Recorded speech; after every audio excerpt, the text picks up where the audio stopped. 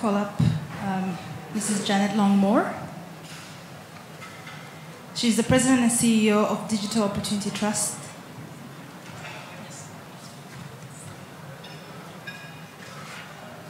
I'd like to call upon Dr. Yves Mugabo. He's a NEF Fellow and works at the Centre Hospitalier de l'Université de Montréal. And I'd like to call upon Lionel Fizi, the CEO of Osamity Lab. So if you could help me in welcoming this panel.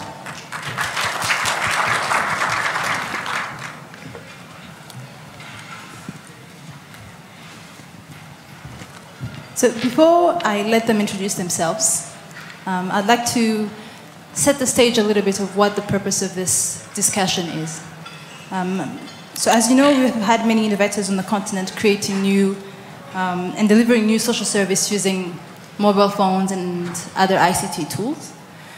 And so what we'd like to know is when the innovators create community-centered solutions, they need access to data, but they also need a platform to make their product and solutions known. And so how do we break this sort of isolation that they're in? And how do we ensure that whatever they're producing is marketed or advertised and reaches the proper audiences? And so without further ado, I'd like to call upon Janet Longmore to introduce herself and tell us a bit more about her work with, yes, thank you. Okay, are we using, oh, wonderful. Hello, good afternoon, everyone. Okay, it's after lunch. We've got to get moving and inspired. And I mean, we have a group of innovators in the room. So this will be a really great session for connecting innovators. I'm Janet Longmore. I'm the founder of Digital Opportunity Trust. I founded DOT 18 years ago. Very much a trailblazer as a woman in an area of technology-enabled development. And the DOT model is a very simple but powerful idea where we recruit and mobilize the talent of local young people here on the continent and also in the Middle East and North Africa. And these are university graduates who are tech savvy and are graduating into unemployment. I think maybe some of us can relate to that. And we mobilize this talent through our local operations. And these very incredibly talented youth, young women and men, go back to their home communities and work with multiple numbers of their peers to build digital literacy skills, social innovation skills, social entrepreneurship, and moving into creating social enterprises. So we have a footprint in 25 countries around the world. I have been privileged to become, through my work as a social entrepreneur, a member of the Schwab Foundation, which is associated with the World Economic Forum, and a member of the Ashoka Network. And so bringing all those really innovative ideas of what's going on in this space into the work we do in the networks of partners that we work with. So I am passionate about youth-led, technology-enabled solutions to the challenges our communities face. So nice, wonderful panel to be here. I'm delighted. Thank you, Janet. Dr. Yves Mugabo, voudrez-vous bien nous dire un peu qui vous êtes et ce que vous faites dans le secteur d'innovation et de recherche? Ok, bon, là je vais parler en français, donc prenez vos écouteurs, pour ceux qui ne comprennent pas. Je suis chercheur au centre de recherche du diabète de Montréal. Et je travaille sur le diabète type 2. Je fais plus de la recherche fondamentale et je travaille exactement sur la cellule pancréatique bêta. C'est une cellule qui sécrète de l'insuline. Et ce que j'essaie de faire, j'essaie de trouver des mécanismes que la cellule peut utiliser pour empêcher effectivement le développement du diabète et pour prévenir le diabète. Donc plus c'est dans le sens de développement de cibles thérapeutiques. J'essaie de trouver des cibles thérapeutiques pour plus tard faire du développement de médicaments. Donc je travaille beaucoup aussi avec des compagnies pharmaceutiques. Et récemment, comme vous devez peut-être le savoir, ici au Rwanda, donc j'ai découvert une enzyme métabolique, une enzyme antidiabétique qui a fait un peu de bruit parce que c'était une première depuis les années 60. C'était, je peux dire, j'étais le premier Africain à avoir découvert ce type d'enzyme. Et le premier jeune chercheur aussi, on va dire, au monde, parce que c'était la première depuis les années 60. Donc c'était quelque chose quand même de très intéressant qui m'a beaucoup motivé en tant que jeune chercheur. Et en tant que jeune chercheur, parce que quand on fait de la recherche, il faut être optimiste et persévérant, surtout patient. La recherche, surtout la recherche fondamentale, c'est ça. Parce que tout est bâti à partir de la recherche fondamentale. Sans la recherche fondamentale, il n'y aura pas de médicaments, on ne peut pas avoir de médicaments. Donc, je ne vais pas trop m'attarder, je pense qu'on aura le temps de discuter un peu plus de ça. En gros, c'est ça que je fais et je suis très content d'être ici, au Rwanda, chez moi, en train de sensibiliser la jeunesse de ce que c'est la recherche fondamentale. Et j'espère qu'après cette session, j'aurai pas mal de monde qui vont me dire là, je pense que je vais m'y mettre. Et espérons que les autorités aussi vont suivre pour essayer de s'impliquer et faire avancer la recherche fondamentale ici en Afrique. Merci beaucoup. Merci beaucoup, Yves. And I hope you have been able to find the channels. So channel 1 is for English and channel 2 is for French. And as you've heard, what he just explained is too complicated for me to translate. Special translation. Merci, Yves.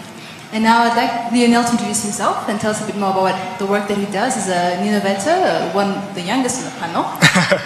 So welcome, Lionel. Thank you. My name is Lionel Fizi, and I don't think I am the youngest. Just joking. I am the co-founder and CEO of Osamiti Lab, which is a small startup in Rwanda that does mobile apps and web platforms. So I started my entrepreneur journey about 4 or 5 years ago. I had the chance after graduating high school to participate in a fellowship that was organized by DMM Hehe, and it really challenged us to find problems in our community and then try to solve them using technology. And after that, I decided that this could be an opportunity for me. And then together with my friends, we got together and then started this small company. We're just 4. And we had the goal to transform what we saw. You know, we believe that local can make products to solve local needs, and that is what we went on to do. And 3 years later, we've had the chance to grow the company to up to 12 young, talented people. We have had the chance to work with Rwandan clients as well as 4 other countries in Africa, and we've developed about 10 solutions in health, education, and most recently transport. In the beginning of this year, our Osamiti Lab had the chance to win the tender with Volkswagen, which allows us to prove that Rwanda can really deliver solutions at an international standard. So what we're doing is building mobile apps that help people get access to cars without having to buy them. And that is what we've been working on for this year. So that is me.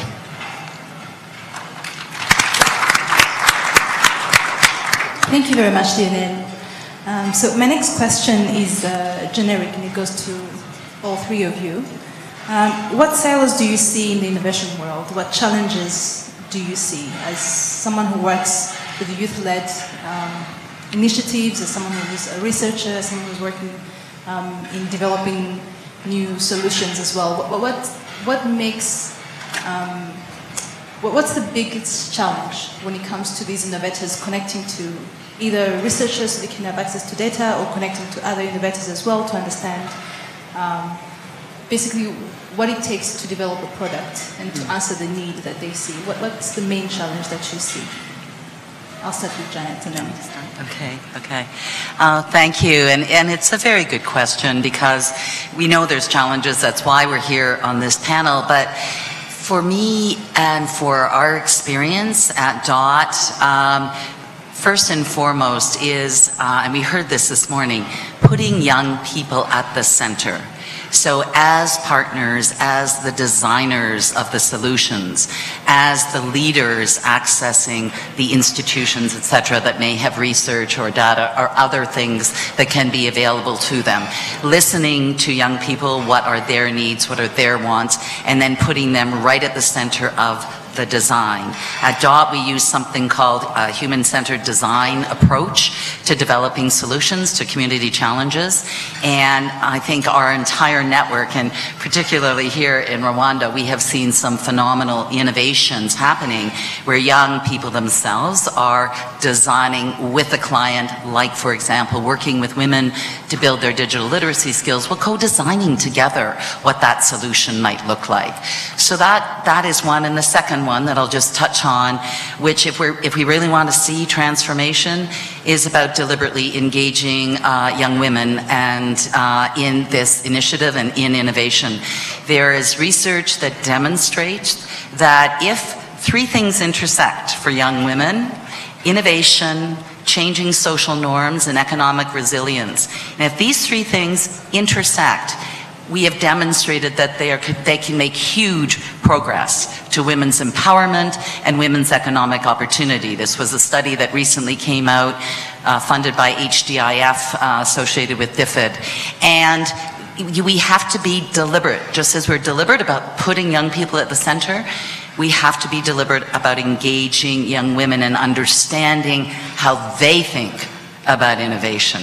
Because they may be in different industries, but the way they think about innovation, we all need to learn from that, and how they're leveraging technology to create enterprises and solutions. So those are silos that I really see throughout the work we're doing across multiple countries here in Africa.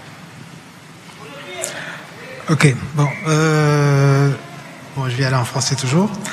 Je pense que les barrières, je peux dire les barrières effectivement que les jeunes africains, mais pas seulement le jeune, parce que dans mon domaine c'est pas seulement le jeune, c'est les chercheurs en général en Afrique. C'est qu'on a un problème de budget, parce que ce qui est la recherche fondamentale, c'est quelque chose qui est pas très bien financé, ou bien on s'intéresse pas beaucoup à la recherche fondamentale, alors que la recherche fondamentale c'est la base de tout. Et ici en Afrique, ce qui se passe, c'est que on a du mal à publier. On a du mal à publier dans des journaux de renom international. Et je pense que l'une des solutions vraiment auxquelles je pense, c'est la collaboration avec des chercheurs occidentaux.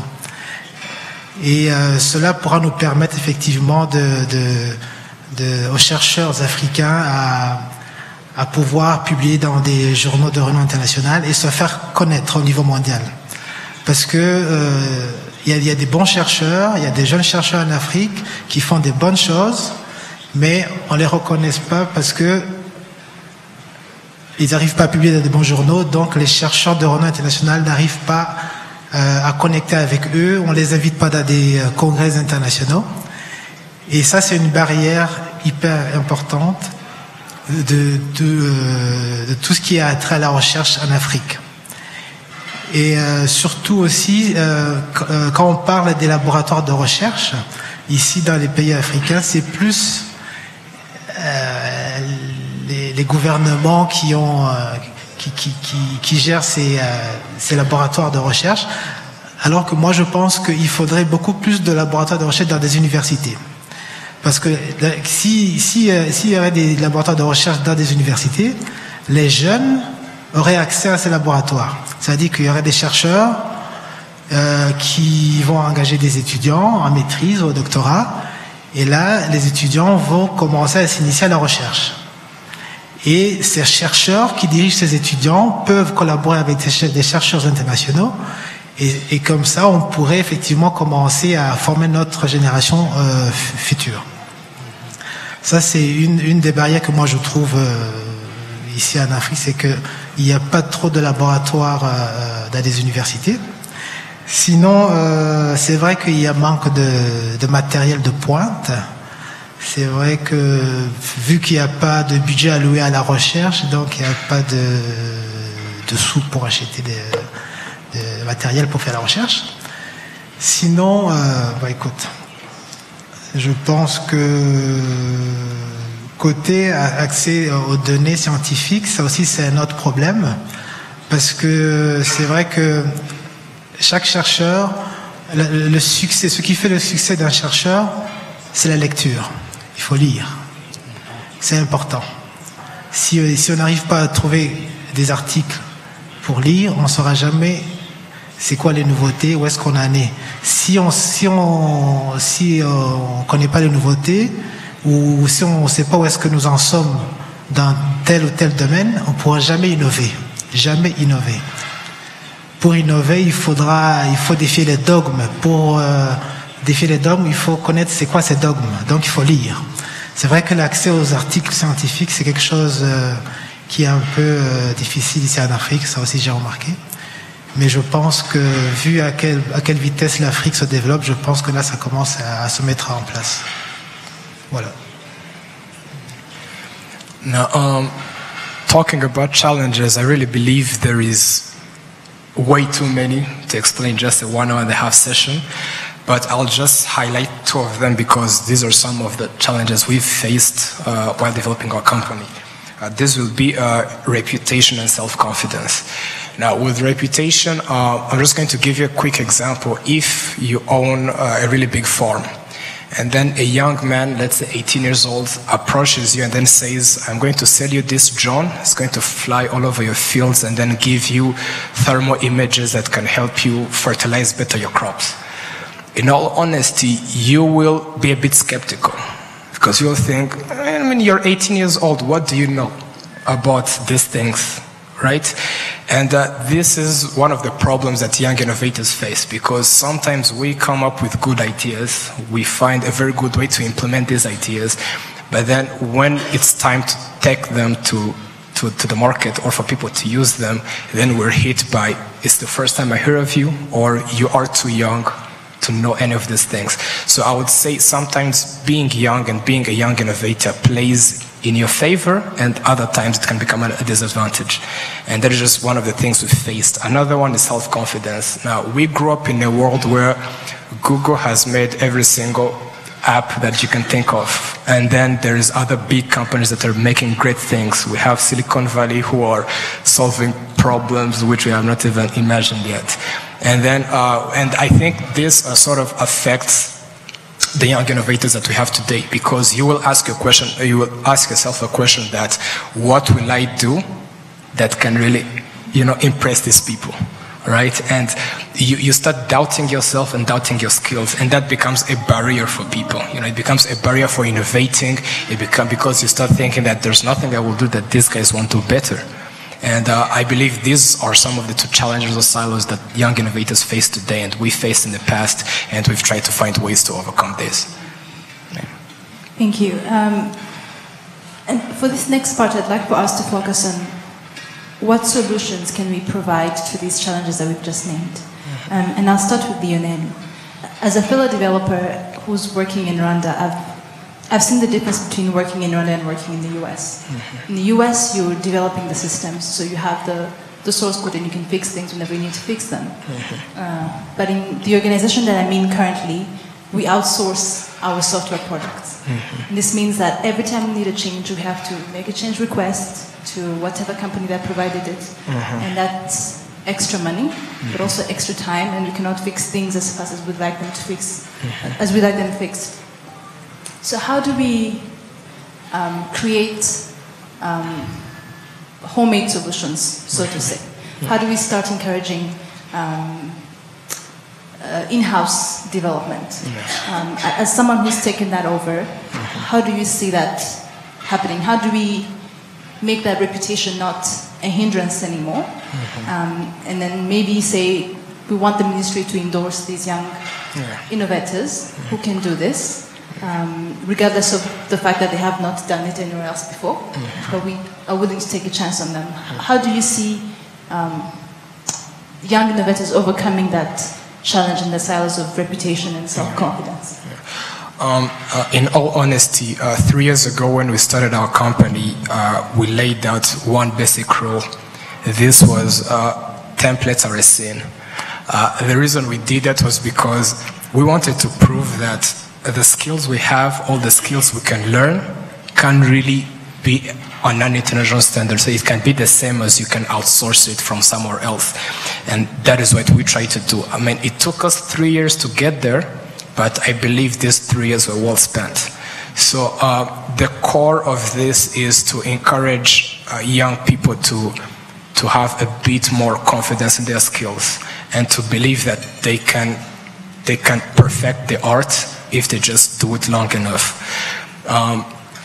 I think the Ministry of Youth and other institutions are trying hard to try to find local talent to solve local needs before they start outsourcing, but that still has a way to go. And the reason it still has a way to go is because we, as the local talent, are not showing what we have to offer. Right? We still believe that if I make a platform, I'm supposed to be paid for it. But I need to first show the skill that I have, and then I will be paid for that skill. So an example I would give is you mentioned that what can we do to have local institutions give a chance to local talent before outsourcing. And I would also give a challenge for local talent to prove their worth. Yeah, say we can do this. We know we can deliver. You know, reason why? Last year we worked on an internal product that can do this. We didn't have a client for it. We're not going to sell it, but it was our strength to show that we can do this kind of things. Now, while the local startups or companies aren't able to show that yet, then there is no basis for the institutions to give them a chance.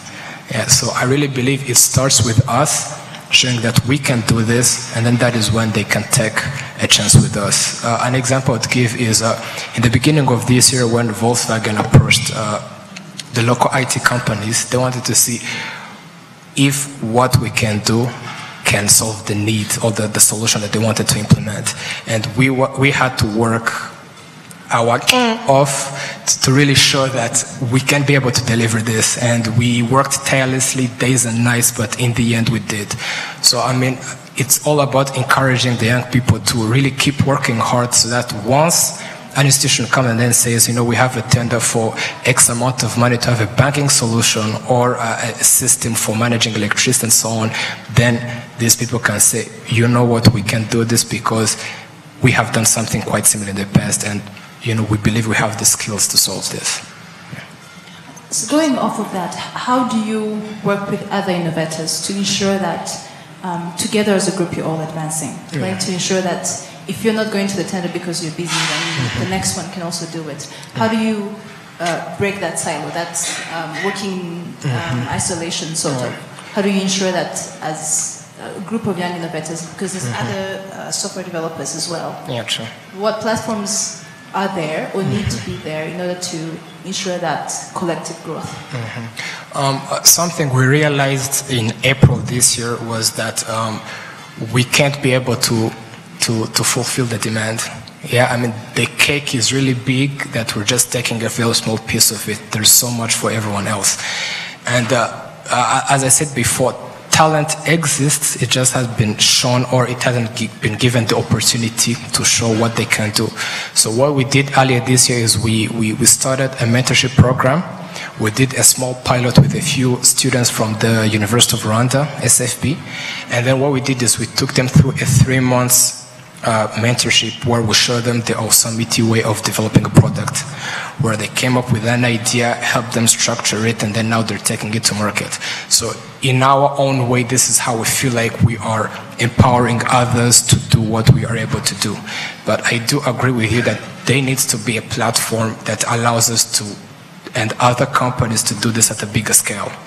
Right, because if we think of IT companies, only a few names will pop up, but there's so many people who can be able to do things. So I believe in the future there should be a platform that could help reach more people and empower more people to do what all the other big companies are doing. Thank you very much, Lionel. Vous avez parlé de que comme barrière, il y a le fait de ne pas avoir accès ou de ne pas être en contact avec des chercheurs occidentaux pour bien pouvoir conduire ses recherches ou publier ses recherches. Et aussi, tu as parlé du fait du manque de financement pour la recherche. Que penses-tu qui doit être fait pour adresser ces deux barrières en particulier? Ouais, bon, très bonne question. Bon, je ne sais pas s'il y a des officiels ici, mais bon, je pense qu'il faut sensibiliser. Bon, j'aurais dit le monde scientifique, mais là, il faut sensibiliser les autorités locales, pour essayer effectivement d'allouer un budget à la recherche fondamentale. Parce que il y a une chose qu'on doit garder en tête, c'est que la recherche fondamentale, c'est le début de tout. Regardez par exemple quand je me suis toujours posé la question, pourquoi en 2018 on n'a pas un vaccin contre la malaria? Ça, c'est une question que les Africains devraient se poser. Mais après, tu te dis, mais c'est vrai, bon, écoute, aux États-Unis, il n'y a pas de malaria. Au Canada, il n'y a pas de malaria. En France, il n'y a pas de malaria. Écoute, je pense que ces gens, ce sont eux qui sont bien avancés dans le domaine de la recherche. Ceux qui seraient susceptibles de développer ce type de vaccin. Mais il n'y en a pas chez eux. S'il n'y en a pas chez eux, donc c'est peu de le faire, ça va être à nous de le faire. D'accord? Et là, c'est vrai que les Occidentaux, ils ont un pas, ils sont plus avancés que nous, mais ils nous ont appris des choses. Ils ont appris des choses, donc il faut qu'on commence à utiliser cette connaissance. Pour la malaria, il faut qu'on développe la recherche fondamentale, parce que donc en développant cette recherche fondamentale, on pourra effectivement arriver à développer ce type de vaccin. D'accord? Nous les Africains, c'est à nous de le faire. C'est pas les Occidentaux qui vont le faire. Ça va être nous de le faire. Donc c'est vrai que là, en commençant à réfléchir dans ce sens-là, je pense qu'on pourra quand même commencer à faire réfléchir les autorités à investir dans la recherche fondamentale. Sinon, côté collaboration avec les chercheurs occidentaux, je pense que c'est le début. C'est le début parce que vous comprenez que le monde dans lequel nous sommes, c'est la loi du plus fort. D'accord? On est bien d'accord que les Occidentaux sont bien avancés dans le domaine de la recherche. Donc, il faut s'associer avec eux. Il faut qu'ils nous apprennent des choses dans la recherche. Donc, il faut collaborer avec eux pour commencer, se faire connaître et leur montrer de quoi nous sommes capables. D'accord? Et je pense qu'en allant dans ce sens-là, en cas de collaboration, je pense que vous pouvez passer, vous connaissez le NEF maintenant, le NEF, il y a des NEF Fellows, ce sont des Africains, des jeunes Africains, la plupart ont fait des études à l'étranger, ils ont un réseau là-bas, on peut commencer via les NEF Fellows, leur demander s'ils peuvent vous créer des connexions à l'étranger. Je pense que ça serait quand même un début via le NEF. C'est un début. Le NEF, il a été créé, je sais pas, il y a quelques années. Je pense qu'ils sont bien intéressés à créer des collaborations, à créer des liens entre des chercheurs africains et des chercheurs occidentaux.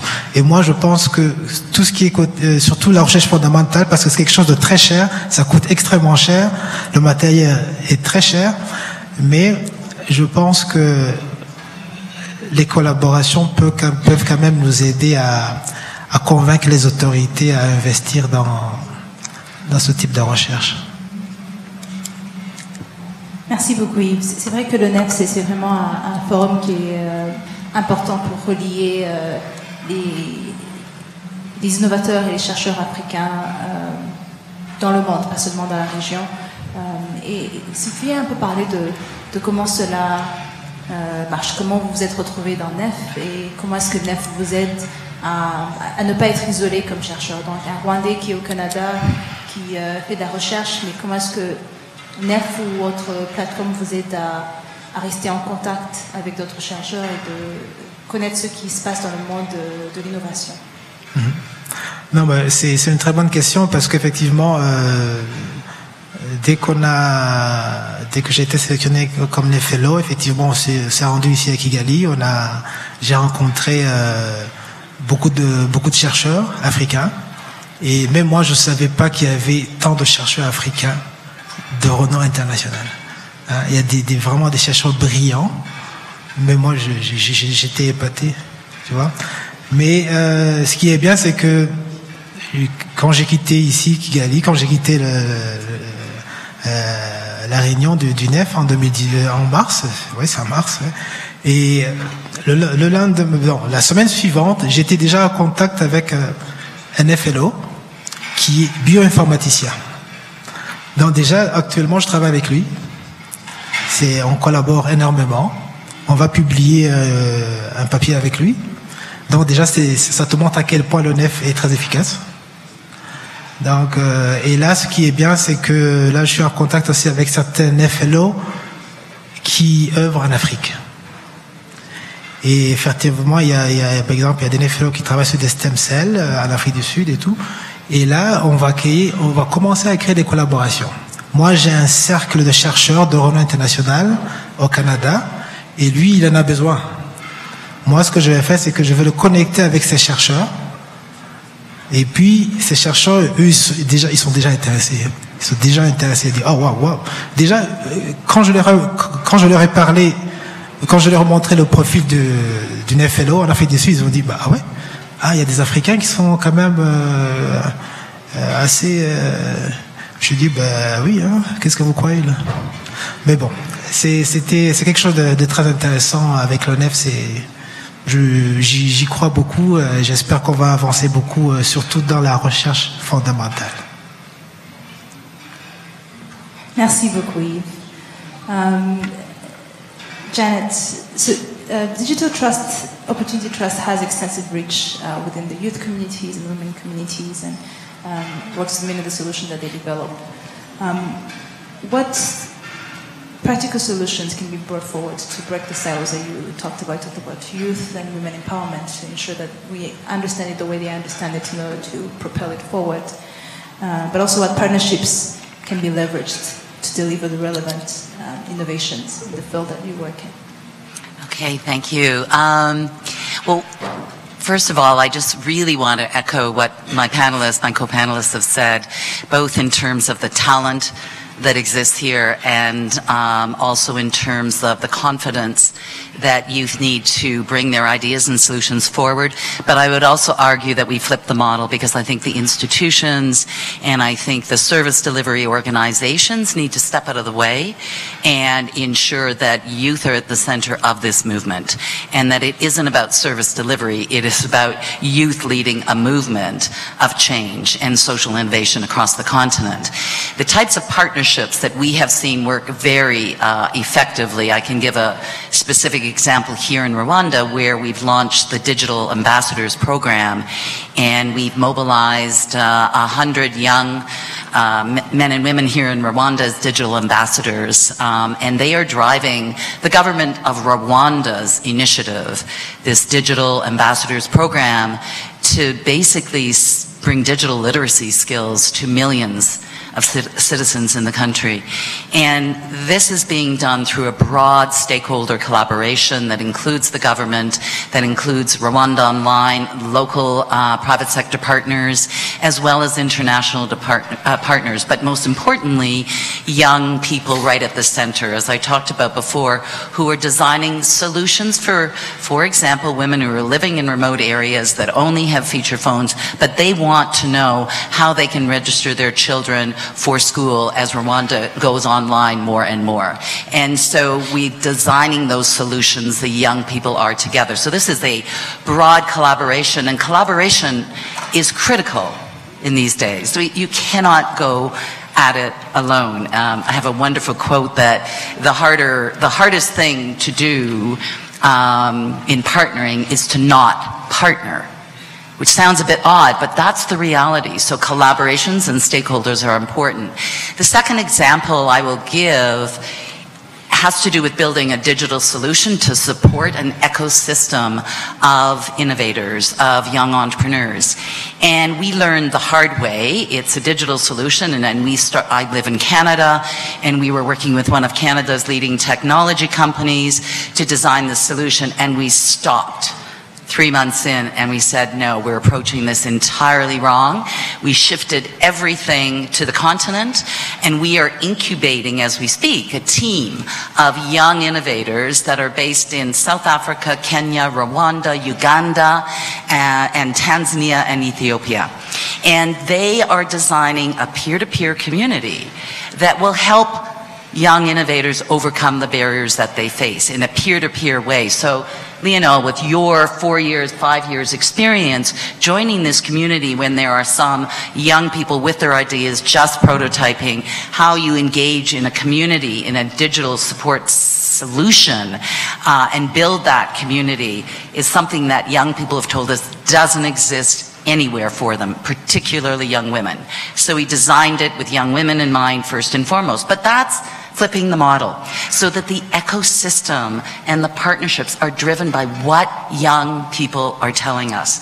And I know my passion's coming out, but I've been in this business of youth unemployment for so many years, and we have to walk the talk. Like we heard this morning, we have to execute, but it's got to be in support of what young women and men are telling us. Thank you very much, Janet. So I'd like to open it up to the audience. First, I hear that we have Honorable Minister Isaac Kwame Asiama. Is he in the audience?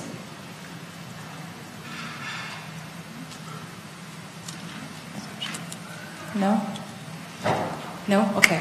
So I think we'll just go ahead. But I'd like to set a bit of ground rules. So in order to make this productive and engaging, we'd like to stay with the same theme, right? So how to break silos amongst African innovators. So we'd like to hear from the innovators in the audience.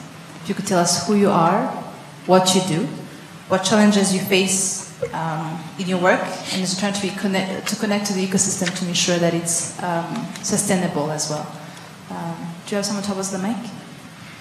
If you want to address it particularly to one of the panelists, or simply tell us about what you do, I think 2 minutes per person is quite fair. Yeah, thank you very much for this opportunity. My name is Ruimbana Mzamir, a member of Kwanda Lab, and also the founder of Smart Water Rwanda. So my question, actually it is a suggestion and also at some points a question. The government or the development agencies.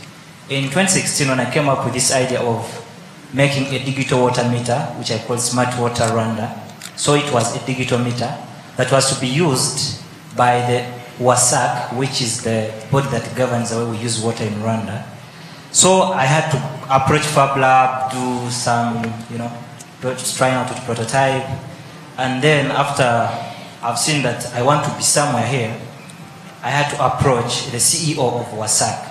And the CEO of WASAC was just very pleased with the idea, but remember this is just an idea. So he told me that he could never support an idea unless they can support piloting a prototype. So this goes direct to what Yves has said, that our government or the development institutions need to set up that fund, the fundamental. Because we don't need money, we need to bias maybe what we exactly need to use. Like in my meter, I don't need the dollars, but I need exactly what to use. And I think if that is there in the laboratories, like at Fab Lab, where we go to practice this, that actually will make these innovations come to life within just months, not even many years. I think that is a very, very big constraint to we, the innovators. Thank you.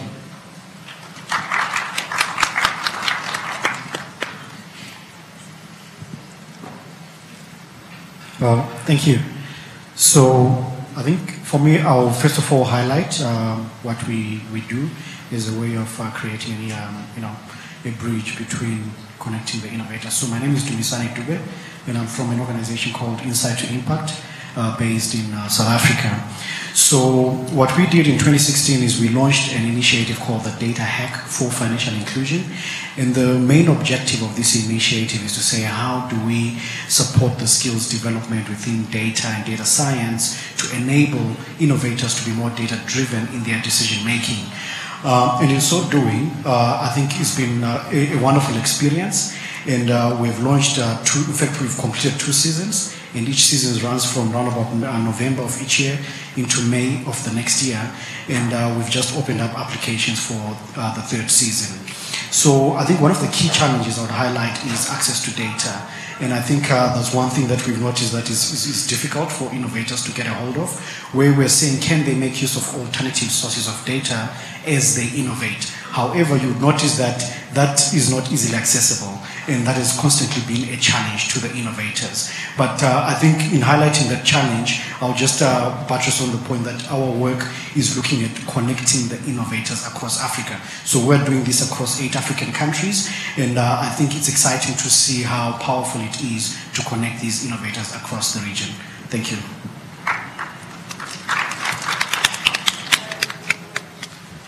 Hello and good evening. Thank you very much, all the honourable gentlemen and ladies. My question is for the honourable young man, Lionel. As an entrepreneur who's looking to actually launch his idea into the community of the Libyan community, I've always struggled to try to identify those who are able to actually start with me with my idea. And I think hearing your story about your progress, the success that you did,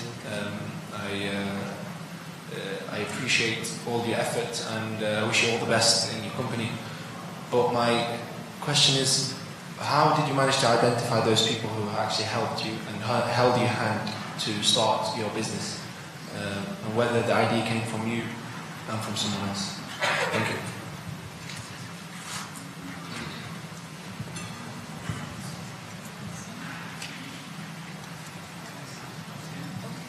Afternoon.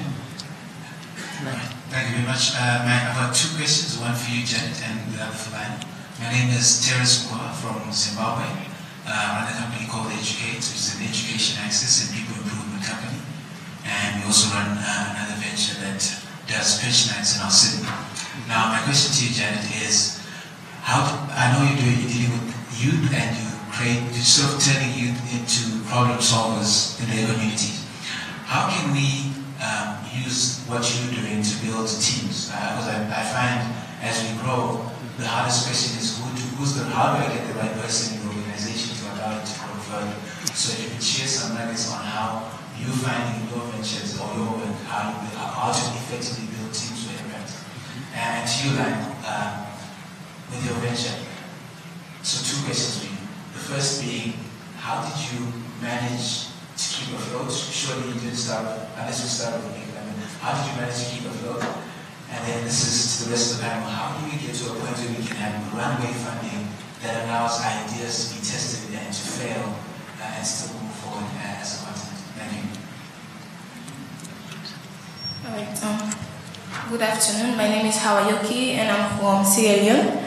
And basically, I'm from Light Salon Innovation. And what we do is, last year we innovated a technology, which is a solar wind, wherein we're able to combine the technology, the power of the wind and the power from the sun, to provide electricity for 50 houses in a community that didn't have electricity. And one of the things that we are facing is scalability. So my question is, how can we ensure, or how can the panelists there can ensure us to have scalability in what we do, and also to, especially the aspect of funding, because which is something that is missing from our own side, to have access to a little bit of funding. Yeah. Thank you. I think we're going to keep it to 5 at a time, if you'll allow. And then I'll ask the panelists to comment. I think the first one regarding the smart water meter, I don't know if it was addressed to someone in particular. Maybe it can go with the recommendation that Eve gave to request authorities to basically have funds that allow for these incubators or these projects to work. But maybe someone who works with the youth-led projects can also speak to that. So I don't know if Janet would like to maybe touch on that a bit and then ask the questions that were specific to each of the panelists. Thank you. I actually heard your recommendation, I think, which was about setting up an innovation fund or a fund that youth can access. So I wasn't quite sure what the question was, as much as that was the recommendation, which I totally agree with, of course. And I think the financing has filtered into a lot of the questions, so as we answer some of the others, because that clearly is an ongoing challenge for many of us as social innovators. You can proceed with the other questions. Yeah. Okay. Directly. The one, teams. So yes, thank you. Something very close to our heart at DOT, because one of the things that we really encourage is you as the entrepreneur, you may have a brilliant idea, you cannot do it by yourself. And it's bringing the different talents. Recognize your own talent and then find in your networks the talent you need. It could be financial talent, it could be technology talent, marketing talent, but those organizations, those enterprises that are successful from the get-go have a talented team behind them. Where you find them is through your networks, unquestionably. You can also find them online in a time where work is being done online and in different ways. So I'm pleased that you have that mindset shift. And then there's more that can be done about how you build effective teams and how your teams work together. And we could have a much longer conversation about that, but the main point is definitely collaborate, come together as a team. Investors will be more open to you if you're bringing a talented team together. This is really, really critical. The single entrepreneur, I think, is not a real story. I think we've heard from everyone here. We've connected with people, you know, within a month or two when I founded DOT, I had 2 other women working with me. There's no way I could have done it without them and beyond. So we can certainly talk more. Okay. There was runway funding. Yeah? Yes. The other one was runway funding and scale, right? Yeah. I think maybe Lionel can take over the rest of the questions. I'll start by answering the first gentleman. I'm sorry, I didn't get your name, but you asked something about how I was able to identify the people who I am working with now, and it is particular to every person. I wouldn't say necessarily I used the same approach, but which means you won't be able to pay any good person. So if you started a company with millions of dollars in investment, you just go to a university, hire the best graduate they have, and then they'll develop whatever you want. But the issue is most people, when they start a company, they don't have money. So you need to sell people on your vision, and then once they love it as much as you do, they'll want to do something with you. And that is one of the approaches we use building the core team at Osomity. Is we try to show them this is where we want to be in 5 years. Or better, this is where we want to be in 6 months. It is going to be challenging, it's going to be exciting, and honestly, together we can accomplish great things. So we try to sell people on our vision. And then the second thing is, don't expect the best at the start. The truth is, sometimes you just need people who are willing to learn, and then together they will learn to perform a task which you want them to perform. For example, if you happen to have a friend who you're willing to work with, and then maybe you want them to do sales and marketing for a product you're developing.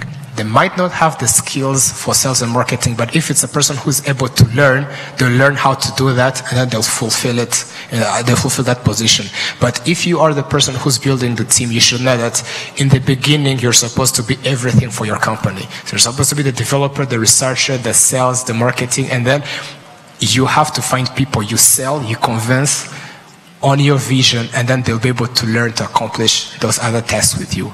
And I was really lucky that when we started, we were 4 at the time, and we were all agreeing on a particular goal we wanted to accomplish. And then from there, we build the team one by one person getting another one, and that is how we have grown to where we are now. And your question was, how were we able to stay afloat? 3 years ago, we started the company with 23,000 Rwandan francs. I'm not joking. I am honestly not joking. So, 23 Rwandan francs, that was the money we used to buy an internet bundle for the month on a modem, which we would share between each other. So that is how we started the company. And then, the reason I give this example specifically is because most innovators will not innovate because they think that they have to wait for funding. You really don't have to. For the first office space, we convinced the landlord would make a website for him, so he gave us a space to work for free. And that was the first office. So I think how to stay afloat, you have to be smart and look at what you have. Right? I remember we started making money, I believe, 2 years after the company started, and I would always tell my dad that I need transport money to go to work, and then he would ask me, but you are going to work, why do you need me to give you money? So, I mean, it's all about looking at the opportunities you can get and then trying to leverage as much from it as possible. There was a time where our office was the school library because it had free internet. So I really believe staying afloat is how smart you are on using the available resources. Use whatever that you can find for free, convince whoever you can convince to lend you some money, and then be able to pay them back eventually. But then honestly, you don't need to have millions of dollars of funding to be able to create something that is innovative. And then was there another question? I don't remember.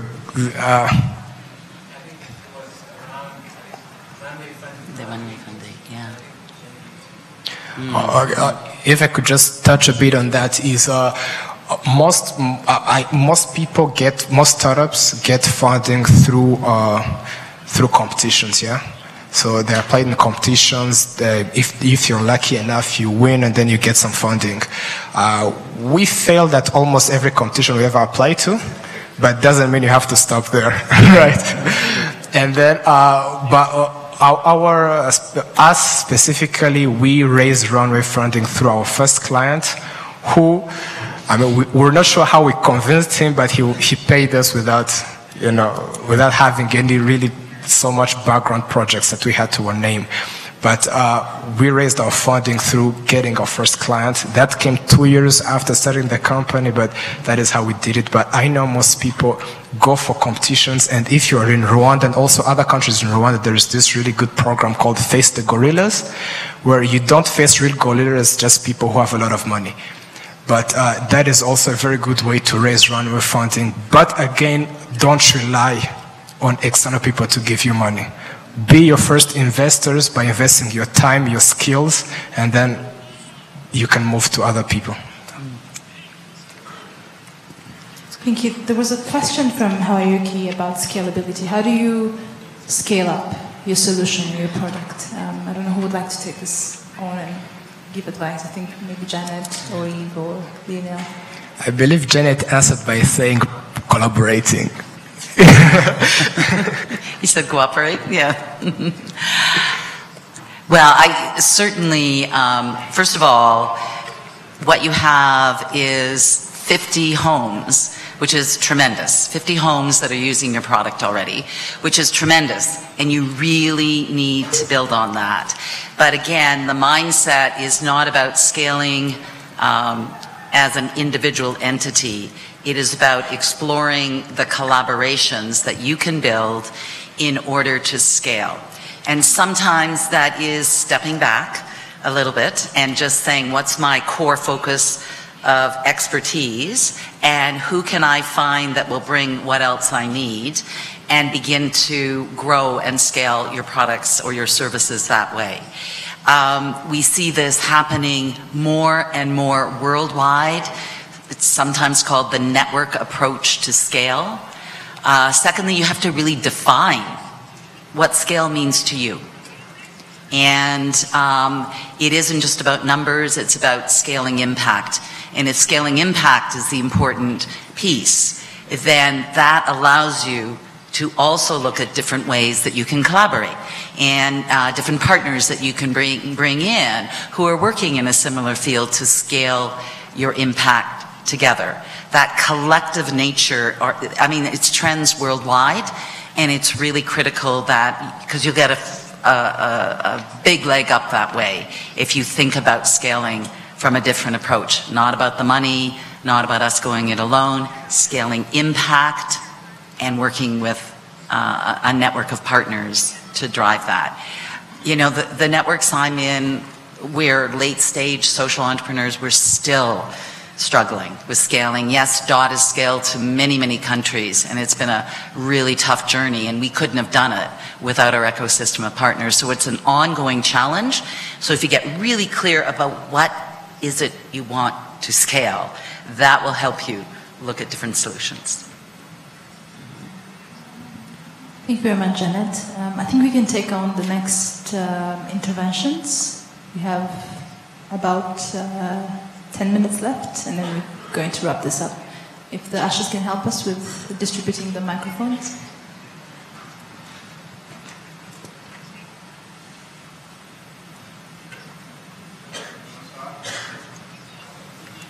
Je m'appelle Chérif Alouaïdra, je suis malien. Au fait, je suis développeur. J'ai fait une application qui permet de gérer les échéances, c'est-à-dire les prêts qu'on prend à la banque. Donc, je l'ai fait pour une entreprise malienne. Là, ça s'est arrêté là depuis lors, je n'ai pas pu vendre cette application à quoi que ce soit. Mais l'observation la remarque que j'ai faite, donc j'ai regardé sur le net, je n'ai trouvé aucune application qui permet de gérer la gestion des échéances. Donc, est-ce qu'il serait possible de commercialiser ou pour que une application puisse être utilisée dans des entreprises africaines ou dans le monde?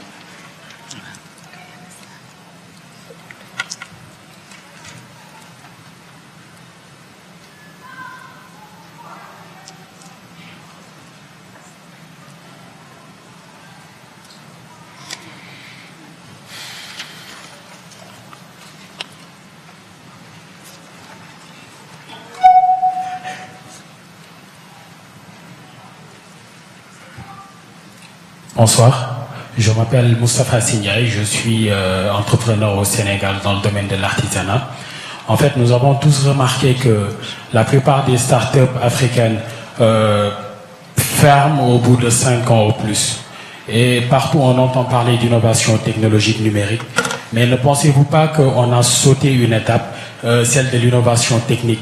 Parce qu'il faut dire que l'Afrique n'a pas les mêmes défis que les pays occidentaux. Ici, notre base de développement forcément tournera autour de l'agriculture et de l'artisanat et autres. Est-ce qu'il ne faudrait pas à un moment donné penser à l'innovation technique dans le domaine de l'agriculture, dans le domaine de l'artisanat, de la maroquinerie, de la cordonnerie, et après essayer d'affilier ça aux innovations technologiques au niveau des startups? Merci.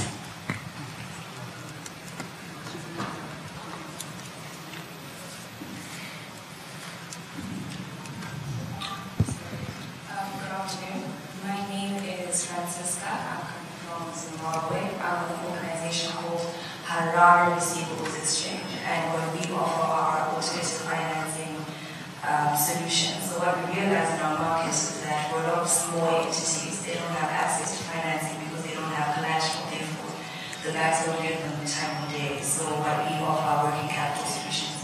And the main issue that we're facing is over and above marketing our products. We also need to educate our market for them to realize the need they have for products. So I think my question to the panelists is, how have you managed to deal with that in terms of marketing, yes, but having people understand that they actually need what it is that you are offering? Thank you. Thank you. My name is Porinel. I'm from Rwanda. I'm engaged in ICT industry. My question goes with magnetic things, just attraction and repelling. So when young leaders, innovators are creating solutions, and they are also problem owners like companies, my question goes to Lionel. Who do you think might approach other between the young leaders with solutions and problem owners like company to solve the problems? Because you have like an experience working with Volkswagen. So many people approach the people have solutions, but those companies or many problem owners are not willing to collaborate. So what's your advice to them? So thank you. And I want to thank also Monsieur Gilles Mugabo. La collaboration avec les chercheurs occidentaux, it's a good solution to the problem we have here in Africa. I think he must also be the voice to boost up that solution. Thank you.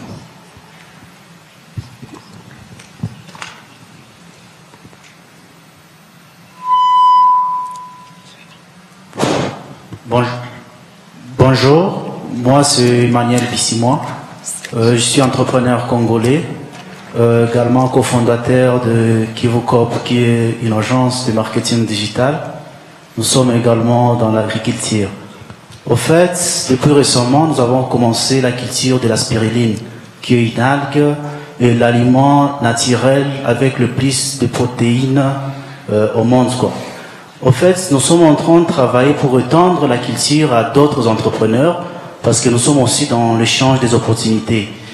Mais nous avons besoin d'avoir accès au marché international, principalement les grands groupes pharmaceutiques, parce qu'ils utilisent la spiruline pour beaucoup de travaux. C'est que nous avons du mal parce que nous allons produire en grande quantité.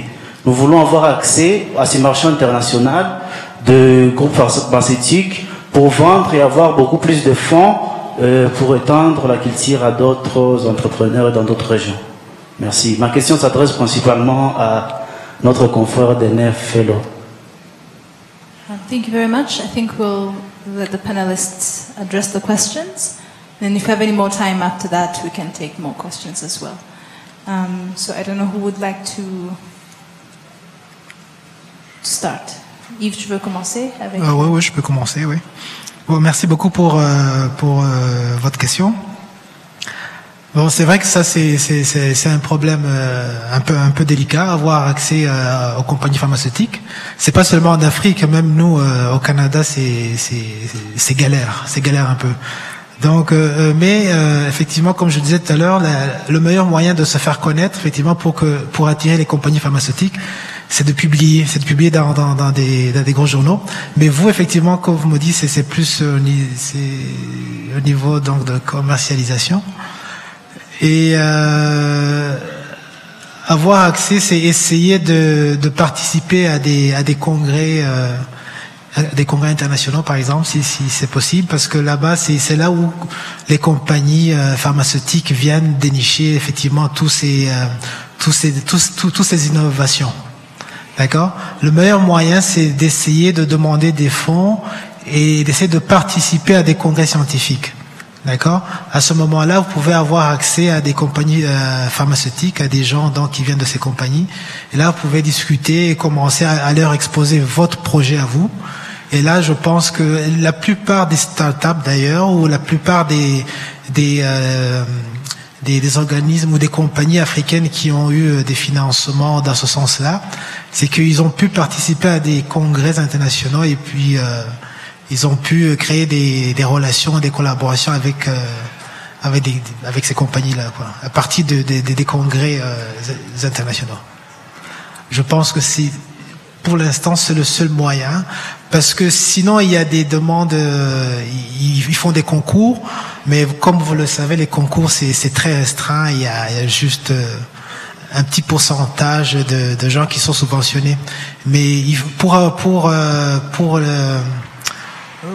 pour essayer donc pour augmenter vos chances, il faudrait peut-être participer à plus de congrès internationaux dans votre domaine. Je pense que c'est le conseil que je vous donnerai moi. Merci. Merci Yves. Je pense qu'on avait une autre question de Chérif du Mali, parlant de comment commercialiser son produit aussi. Et une question similaire de Francesca. Yes.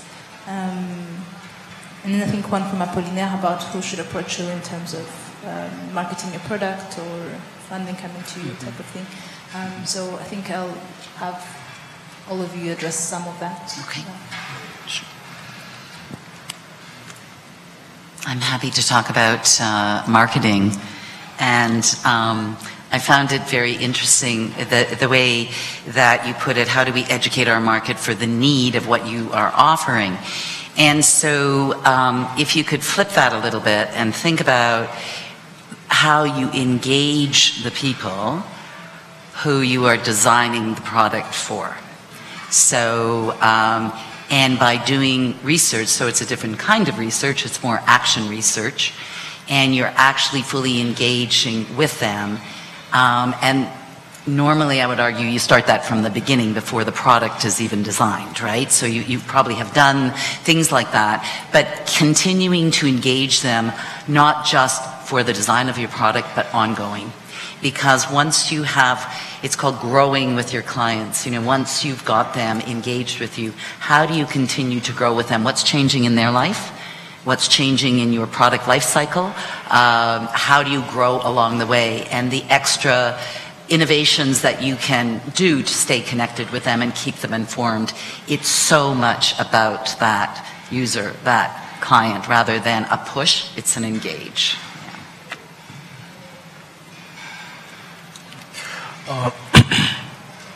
I'll first answer the question which was directly addressed to me, where you asked about basically who should approach who, the person who has a problem or us who have the solution.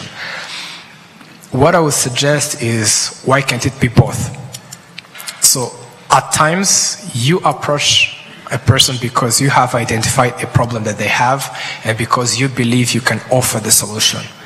Or at other times, if you're lucky enough, the person who has the problem will approach you, right? I believe it's at most time a combination of both, but also it comes down to if I identify a problem that a certain organization has, how good am I to convince them that my solution will help them? Yeah, and that is a challenge on its own. But I'll just give an example. A few years ago when the iPhone was introduced, to be honest, it was solving, phones existed, people could call, yeah, people could send messages. And then Apple comes with a fully touchscreen phone, and then they're going to sell it to you for a lot more money. But what Steve Jobs did was to convince people of a need they didn't know they had. So I believe this is a skill we're supposed to have, to be able to convince them and then show them, you have a problem here. I can make it better. And sometimes it's not even a problem, it's just inefficiency. You propose, you say, it can be done better, and by the way, I have a prototype. Use this for 30 days, use it for 3 months, and then you yourselves realize that this is actually making our work better, and then they'll agree maybe to sign up, to use the product. But for our particular market in Rwanda, I believe we have to make the first move and then propose to people, say, I see how your process works. I believe with this solution, it can be done better, and I am willing to give it to you to try it out, and then you yourself will realize the need you have for it, and then you'll be able to buy it. I believe that that is a good way to do it. And another question was, I believe it was from Zimbabwe, yeah? You mentioned something about how do you convince people that, that they need what you are offering, yeah? And it comes back to what Janet just said of people developing client-centered solutions. At most times, we have the skills and we are passionate about our idea that we go straight ahead to developing it. And then once we're done developing it, we have a hard time selling it to clients. I believe that is the issue my colleague faced when he says he was able to sell it to one person, but then from there he wasn't able to get any other client. I think at most times we're so passionate about what we do, which is not a bad thing, but we're passionate about what we're doing that we only think of ourselves as the only clients, and we develop something that will work for one person. I believe, as Janet said, clients or our potential users should be involved in the first steps. After the light bulb, you should invite them for a sit down, and then you say, I think this should work this way, but you are going to be the people to use it. How do you think it should work? And then engage with them, learn with them how to make your solution, really carve them into what they want to use every day. And then I believe that is how you convince them of a need. Because if you think about it, if somebody was involved from the conception of a solution, you're basically informing him every day of the need that he has to use your solution. So once you're done, they'll be more keen to using it. And another remark I would just make, which is, I think it's general to most of the questions that were asked, is we keep comparing ourselves with the solutions or the app or the startups that we see from other countries, from the West and from Europe. The thing is, these countries are so developed that they're making solutions for future problems. That is how AI comes in. That is how augmented reality and all the other robotic solutions come in, because they're thinking of solutions of problems they know they'll face today. Africa, we need solutions of problems we're facing now. We need things in agriculture. As he said, we need technical skills. And that is what we should really aim at developing. And what I would just add on is, if you search for something and you cannot find it, it simply means you are the one to create it. So if you looked for a platform that empowers people to learn technical skills and you can't find it, it simply means that you are the one to create that platform.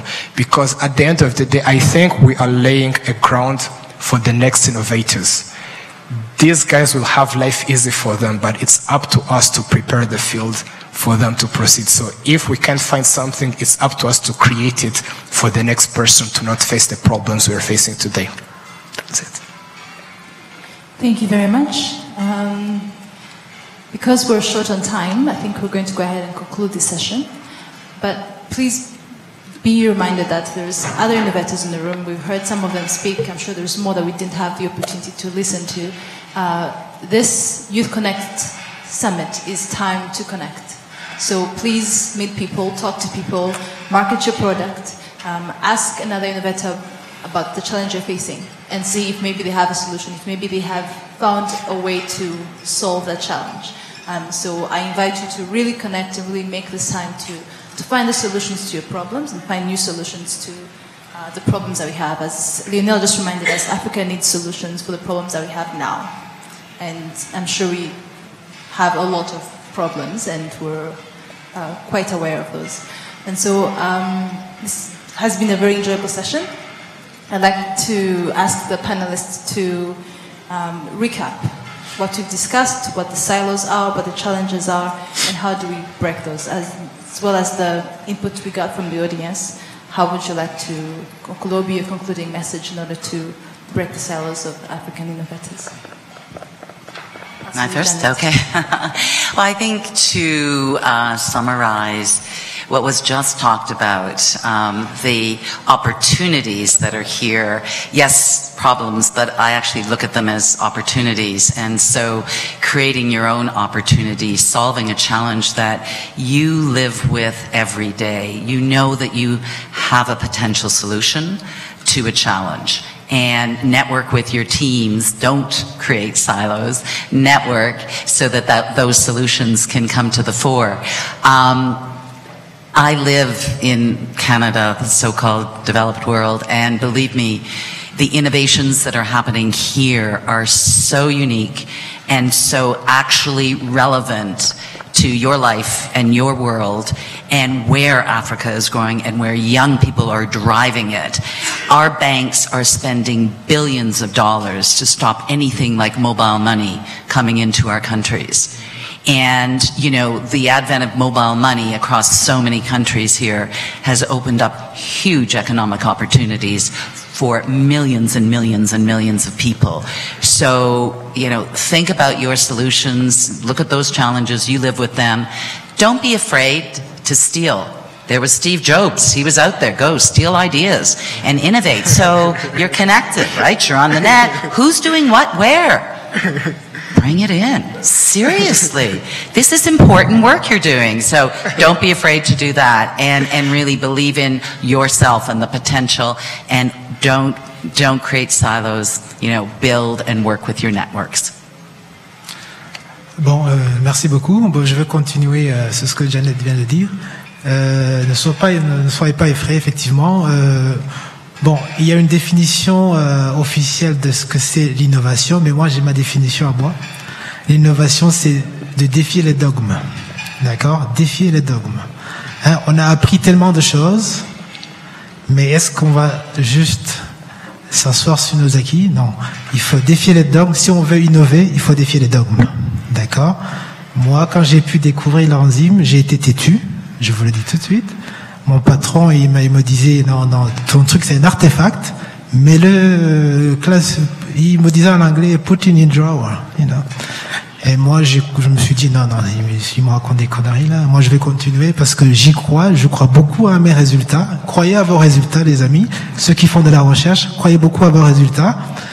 Et je vous assure que vous allez innover et faire l'Afrique, comment on dire, le point de tournant de l'innovation. Bon, merci beaucoup. I would like to end by saying that, first of all, I am really impressed by the diversity that is present in this room. We have so many people from different countries and so many people bringing forward a diversity of solutions. And I really believe that a person in this room has the solution to a problem someone else in this very room is facing. So I would encourage us to work together, to talk with each other, to see how we can help each other, develop Africa. And my final remarks are, let's work together, let's be as good as we think we are, and let's let the solutions we make speak for us. Because as I said in the beginning, being young can be an advantage and a disadvantage. But the products that we make have no age. They only have competence and they only have how good they are. So let's just let them speak for us. Thank you.